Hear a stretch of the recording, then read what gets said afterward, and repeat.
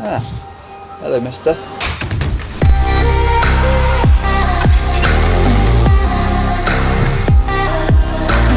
Right guys, so welcome back to another episode on building the E36. Today, if you do guys remember that we bought this car knowing that it had this awful cream interior on the floor, on the back rear shelf, like it just wasn't really a good one, was it?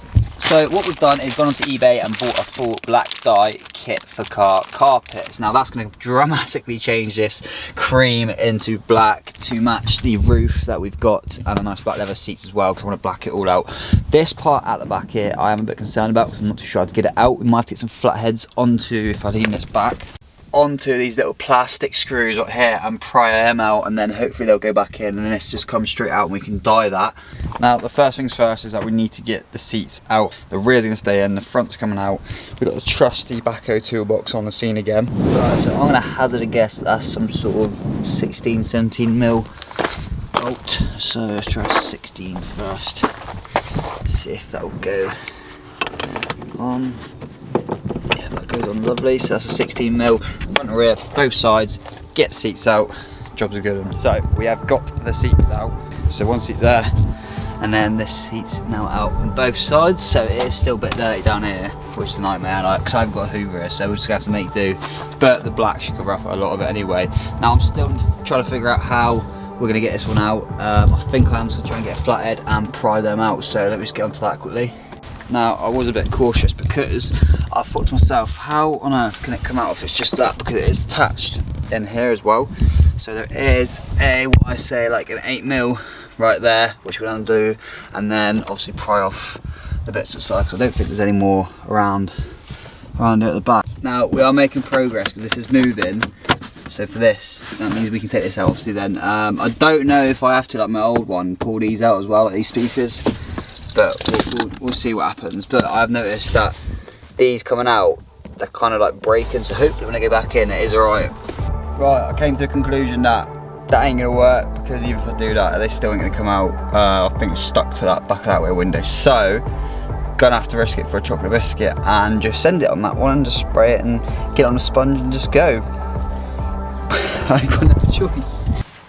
Obviously, PPE first, so it comes with a lovely pair of black gloves that we're going to be using. Get dye anywhere, although dye's probably going to go all over the rear window, so crack and start there. But I need to, I mean, they supply me with this sponge, I don't know how much use that's going to be, let's be honest. Right, so directions, health and safety as well. So we've got to start off in a small area. Don't think that's going to happen because this cream carpet is just gopping, so we're going to get rid of that ASAP. Always, so wear protective gloves, got them on. This stuff's obviously going to go everywhere and stain everything, so we do need to be fairly cautious with this. But it says do it well in a ventilated area. It's ventilated, so that's all good. You need a paintbrush, sponge or roller, or a hand trigger bottle. Well, we've got a hand trigger bottle because we've got this here. Allow 24 hours to dry in damp conditions, not damp, and then 30 minutes in dry. It's a lovely day, so we need 30 minutes then, haven't we? Oh, there goes nothing. So I mean, I should probably tape up the rear window, but I don't have any. So what I'm going to do is we'll test. Hopefully, look at that. Cream be gone. Oh yeah, we don't need no taping here, boys. We're just going to town. Yep, look at that. Look at that. Right, leave me to this for about 5 minutes. I mean, I must say, I think I'm getting a bit distracted. I've already gone down to here.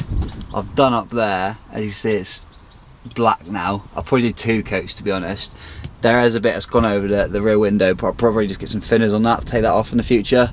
So that's not an issue. I'd rather this just dry first, and I get thinners and a cloth in that little gap down there easily, whereas taking the whole thing out and everything like that is a bit of a nightmare.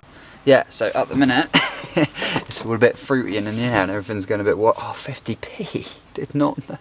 That is that's 50p towards the Plymouth Bridge. It's £2.60 a day to get through there. I mean, I don't anymore, but yeah, nightmare. Yeah, we're getting a bit distracted, I think. The thing is, what I'm noticing is that as it's drying, it is still sort of come back as the cream, which is obviously natural because it's soaking into it, and there's still going to be some parts of it left, especially on this carpet down here. I'm just going to crack on, get that one side done, show you guys like a 50-50 difference. I think it's gonna be quite cool. But obviously first time dyeing a carpet, obviously it's not rocket science, but I don't think I'm gonna need that sponge because the spray bottle's just working absolutely fine. Boys, tell you what, we are getting somewhere now, look at that. So from that, so from this to that, let me get back, let me see if I can sit back here and get a good shot of the old before and after. Look at the state of that. Yeah, to the boy. LB is now certified carpet dyer. Yeah, that's what I'm saying. For all your carpet solutions, any carpet dyer needs, holler at me. No, I'm joking, don't. But it's actually not that hard, it's super simple. And any leftover bits you don't want, you just get a bit of thinners and it will come off. So pretty cool, pretty decent, and it dramatically changes the interior of the car because obviously, as you can see, black roof lining, black inserts, black seats, and obviously now a black carpet. So what I would probably do, bearing in mind I'm not gonna have enough to do it, is have 2 layers on each. I'm obviously gonna do this side as well, but in the future I'll probably take the seats out again and then just go over it again doing that. But fairly simple, good stuff. I think in the next episode we need to get rid of this thing because this, nah, I don't roll that because I don't. Obviously that looks like something very explicit, but I won't say that in this video. But I will. I think we'll be removing that one. Now, with it obviously being my sort of luck, we we ran out in the middle here, as you can see. Typical. Like, I was thinking about it. I was like, oh, maybe I should get 3 bottles. Definitely should have got 3 bottles. So I mean it works anyway because I've tested it, I've seen it works, and I need to put another coat over the top of all of it anyway because it is starting to come through. I don't know if you can see, like slightly patchy. So you get the gist of the idea, you understand how it works, and that's the main concept of the video anyway, isn't it? That's all that matters, is we understand what's going on. So I mean, on that note, I think we'll just we'll let this dry for half an hour like it says, pop the seats back in for now so we can move the car, and then catch up in a later video and show you guys when I've dyed it again and how it looks. But the colour difference overall from how it was is amazing, and to be honest, I am actually really happy with the end result. It didn't really cost me much. I think it was like 15 quid for the 2 bottles. Super cheap and easy to do. And well, overall it's gonna. I need 1 more bottle, well, probably 2 more bottles actually, for the fronts, because I don't think the rears need doing. But 2 more bottles, that'll sort me out. 30 quid all in all, instead of getting a brand new whole set of carpet. Like, if you've got cream interior, because cream interior is gopping, I'm going to use that word a lot, it is gopping. It is disgusting in my opinion, but if you want to get rid of it, super simple, easy way, dye it. On that note guys, it's time to get the seats back into the car. One thing I'd probably recommend, if I'm just going to do this again, is get some sort of mask. I was just losing my head a little bit towards the end of the day, but either way I still enjoy myself, and it's a really cheap, cost effective way to change the colour of your carpets. So yeah, that being said, we've come to an end of the day with it, boys and girls. So the interior is now semi-complete because obviously you can see there's a bit of a cream still underneath there, and it is still patchy in here, so it is going to need another coat, but we will get that done both sides. I'm extremely happy with how it's turned out and how it's looking compared to, you know, what it was. But obviously it's matching now with the roof, the back's all sorted, and it's just all blacked out for the kind of look I'm going for. So yeah, there we go. What a day it's been. I've come across a few things in this car, obviously we're going to address and sort out in future videos. On this morning, because I was looking for one of these, but it was down by the seat rail down there, absolutely obliterated, so I'm going to need a new one of them. Will want to get a new one of these as well. I just want to do a really nice clean build. Does anyone else get an issue with this glove box compartment? Because as soon as I open it, it's a nightmare to get it shut again. But that's one on the list. I want to change the, does this come out more? I want to change the steering wheel because I do not like this steering wheel. Obviously it's a genuine M-Sport one, so if anyone wants to buy it, let me know. The door card this side is coming off.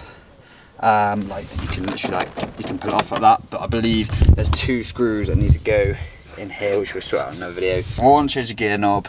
We also need to sort out the door switch right here. I've got a brand new one of them. But obviously we've got the 36, Amy's car, and then my E92 M3 as well, which we're doing bits to at the same time. So keep your eyes peeled guys, it's going to be an absolute belter. This is going to be one of probably my favourite builds because it's building from the ground up in a way.